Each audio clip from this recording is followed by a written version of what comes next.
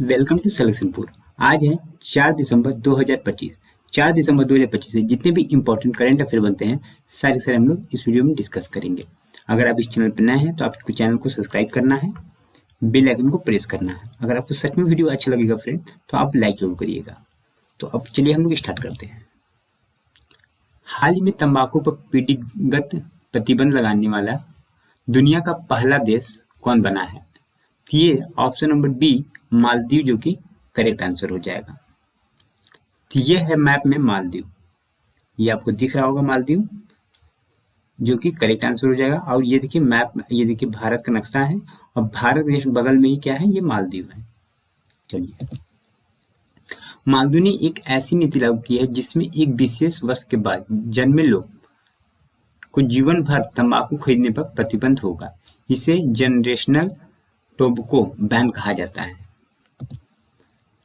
India post payment bank, जिसे IPPB ने किस संगठन के साथ कर्मचारियों के लिए भविष्य निधि सेवा हेतु मऊ साइन किया है? तो ये ईपीएफओ के साथ, ऑप्शन नंबर बी जो कि करेक्ट आंसर हो जाएगा।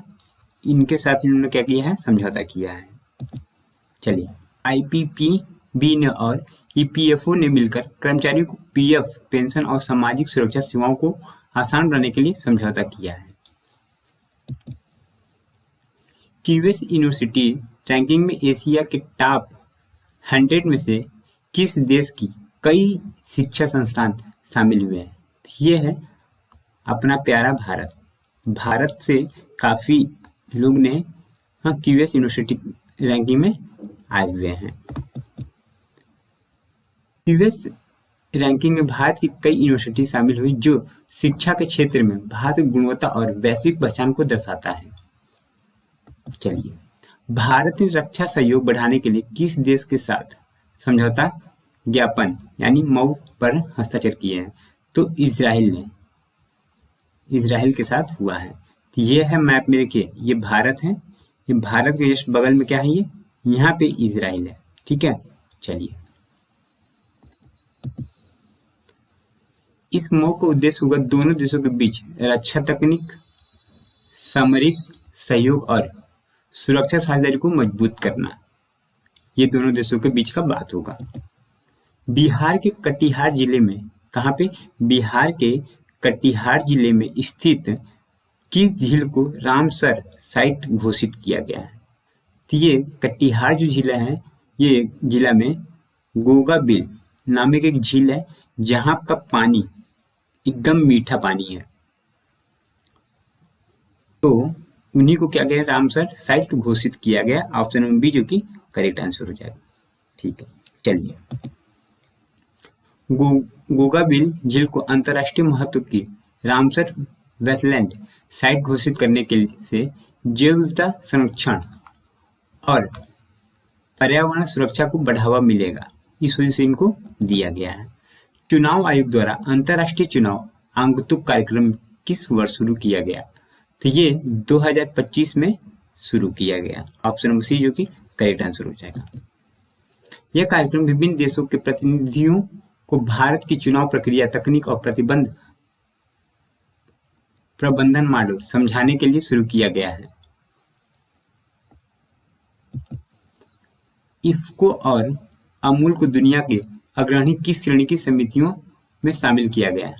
तो ये कृषि सहकारी में शामिल किया गया है। ऑप्शन नंबर बी जो कि करेक्ट आंसर हो जाएगा।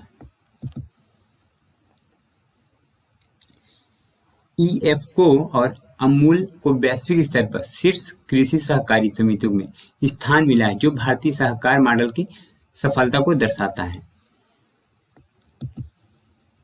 सीबीएसई ने अपना पहला अंतर्राष्ट्रीय सहोदया सम्मेलन किस शहर में आयोजित किया है? तो ये ऑप्शन नंबर सी जो कि करेक्ट आंसर हो जाएगा, दुबई में। अब देखिए दुबई कहाँ पे, दुबई है, देखिए ये है हमारा भारत और इसी की जस्ट इधर जाएंगे आप, यहाँ पे आपका दुबई है। ठीक है, चलिए, इस सम्मेलन का उद्देश्य है वैश्विक शिक्षा मॉडलों का आदान प्रदान करना, शिक्षक छात्र विकास और शिक्षा नवाचार को बढ़ावा देना, ये इनका काम है। अब हम बात करते हैं दैट डोगरे जिनका हाल ही में निधन हुआ है, ये किस क्षेत्र से जुड़ी हुई थी। तो ऑप्शन नंबर डी कला क्षेत्र से जुड़ी हुई थी ये। इन्होंने फिल्में की हैं, बहुत अच्छी फिल्में, इन्होंने कलाकार थे और बहुत अच्छा इन्होंने फिल्म अभिनेत्री थी, बहुत अच्छा इन्होंने वर्क किया अपने समय पे। दया डोगरे एक प्रसिद्ध भारतीय कलाकार थी जिन्होंने कला जगत में उल्लेखनीय योगदान दिए हैं। भारत का लक्ष्य है 2047 तक कितने करोड़ टन स्टील उत्पादन क्षमता हासिल करना है? तो ये 50 करोड़ टन हासिल करने के लिए ये चाहता है। ठीक है, सरकार ने 2037 तक 50 करोड़ टन और 2030 तक 30 करोड़ टन स्टील उत्पादन क्षमता प्राप्त करने का लक्ष्य निर्धारित किया है। अब हम बात करते हैं स्टैटिक जीके, क्योंकि स्टैटिक जीके भी आपके एग्जाम के लिए बहुत ही इंपॉर्टेंट होते हैं, क्योंकि बहुत जगह पे सिलेक्शन इस स्टैटिक जीके की वजह से ही रुक जाता है। तो चलिए, अधिकांश चोलकालीन मंदिर किस देवी देवता को समर्पित है? तो अधिकांश चोलकालीन मंदिर जो है ये आपका शिव भगवान के लिए समर्पित है। ऑप्शन बी जो कि करेक्ट आंसर हो जाएगा। अब हम आपको बता दें कि राजा राज प्रथम द्वारा निर्मित तंजौर का जो बृहदेश्वर मंदिर भगवान शिव को समर्पित था और अधिकांश चोलकालीन मंदिर शिव को समर्पित है। ठीक है, चलिए, एलोरा में कैलाश नाथ मंदिर का निर्माण किसने किया था? तो एलोरा कहाँ पे? महाराष्ट्र में। और इनको किसने किया था? कृष्ण प्रथम ने करवाया था, राजा कृष्ण प्रथम जी ने करवाया था कैलाशनाथ मंदिर का निर्माण। महाराष्ट्र के एलोरा में कैलाश मंदिर का निर्माण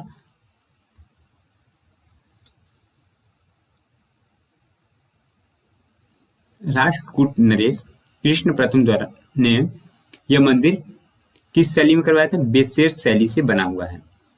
ठीक है, चलिए, एलोरा में गुफाएं और शैलकृत मंदिर है, तो ये ऑप्शन डी जो कि करेक्ट आंसर हो जाएगा। हिंदू, बौद्ध और जैन तीनों के लिए जो कि करेक्ट आंसर हो जाएगा। चलिए, एलोरा में अवस्थित जो गुफाएं हैं शैलकृत मंदिरों का संबंध जो है हिंदू, बौद्ध और जैन धर्मों के साथ है। औरंगाबाद के एलोरा में अधिकांश गुफाएं एवं शैलकृत मंदिर का निर्माण राष्ट्रकूट शासकों द्वारा ही कराया गया है। निम्नलिखित में से कौन सी पुस्तक राष्ट्रकूट के राजा अमोघवर्ष ने लिखी थी? तो इसका जो करेक्ट आंसर हो जाएगा ऑप्शन नंबर डी कविराज मार्ग, जो कि करेक्ट आंसर हो जाएगा। ऑप्शन नंबर डी पे आप करेक्ट कर लीजिए। गोविंद तृतीय का पुत्र अमोघवर्ष धर्म और साहित्य का अनुरागी राष्ट्रकूट शासक था और उसने स्वयं कन्नड़ भाषा में कविराज मार्ग नामक ग्रंथ लिखा था। आदि प्रमाण को जिनसेन ने गणित सार संग्रह को महावीराचार्य और अमोघ वृत्ति को सप्तायन ने लिखा था। चलिए, इतना बात आपको समझ में आ गया। महाबलीपुरम के सप्त पैगोंडा किसके द्वारा संरक्षित कला के साक्षी है? तो इसका जो करेक्ट आंसर हो जाएगा पल्लव, ऑप्शन नंबर ए जो कि करेक्ट आंसर हो जाएगा। महाबलीपुरम के सप्त पैगोंडा पल्लव द्वारा संरक्षित कला के साक्षी हैं। इसका निर्माण पल्लव जो नरेश थे नरसिंह वर्मन प्रथम ने करवाया था।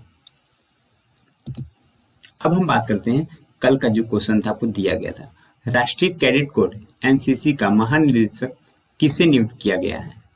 तो ये वीरेंद्र वत्स को नियुक्त किया गया है। ऑप्शन नंबर बी जो कि करेक्ट आंसर हो जाएगा। चलिए, तो आज का क्वेश्चन क्या है? आर्थिक स्वतंत्रता सूचकांक 2025 में किस देश को पहला स्थान दिया गया है? आपको बताना है और आपको क्या करना है फ्रेंड्स, आपने अगर यहाँ तक वीडियो देखा है, अगर अभी तक आपने लाइक नहीं किया है तो आप लाइक करिएगा वीडियो को, और अगर आपने चैनल को सब्सक्राइब नहीं किया तो चैनल को आपको क्या करना है? सब्सक्राइब करना है और बेल आइकन को प्रेस करना है। और अगर आपको सच में वीडियो अच्छा लगा, आप चाहते हैं कि और लोगों के पास पहुंचे, तो आपको क्या करना है? शेयर करना है, शेयर का बटन दबाना है और आपको शेयर करना है। तो अब हम मिलते हैं नेक्स्ट वीडियो के लिए, तब तक के लिए धन्यवाद। जय हिंद, जय भारत, और स्वस्थ रहिए, जहां भी रहिए अच्छे रहिए, कुशल मंगल रहिए। Thank you.